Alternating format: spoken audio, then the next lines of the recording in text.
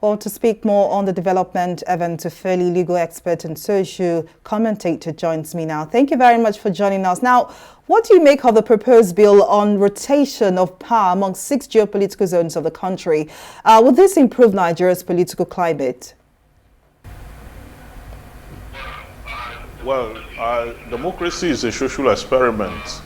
It is a process of governance or government that requires a lot of adaptation, okay?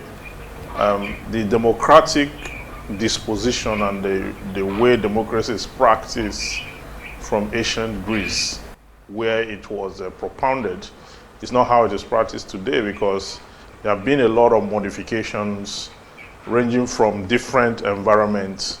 People will only pick and apply that which is compatible with the society where they live in.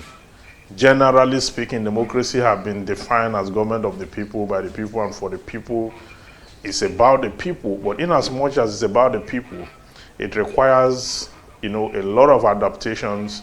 It requires a lot of adjustment depending on the environment where the democracy is practiced. In our own location, okay, the parliament is talking about power rotation, to have a legislation that will determine power rotation. Why is that?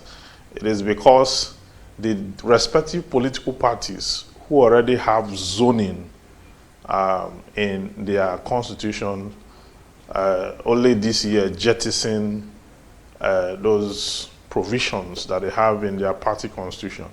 The PDP jettison zoning, and some other political parties along the line. So it is now a necessity that Parliament should think, as part of its function, to oversight the process of governance, oversight institutions, and make laws with respect to Chapter 4 of the 1999 Constitution, which empower it to make laws for the good governance of the country.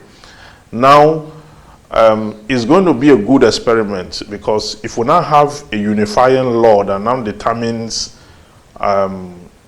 which zone, whether it is the south-south, southeast, northwest, or northeast, or whichever region that the president is going to be zoned to, or the president is going to be zoned to, will not be determined by a working legislation, which will be a subsidiary law, or is going to be in the constitution. Whichever way, if you're going to have a separate law to that effect, is going to ensure that there is inclusiveness.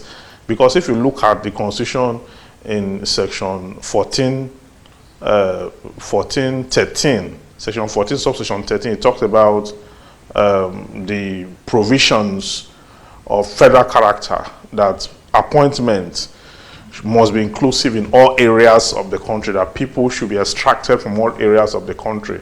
Now, taking it to the presidency or the president, if you now have a provision of law that totally determines that power should rotate according to that provision, then if any region tries to bring up a candidate against that law, then there will be a violation to that law, and that will now give us the desired expectation or aspiration that we want to see, that there is common inclusiveness in all areas of the country, that if the president comes from the south this time, the next time it should come from the north, and the next time it should come from the east, and the next time it should come from the west. And that will determine also where the vice president will come from, and where, because we are a multilingual nation, and then with a lot of tribes, totaling up to 371.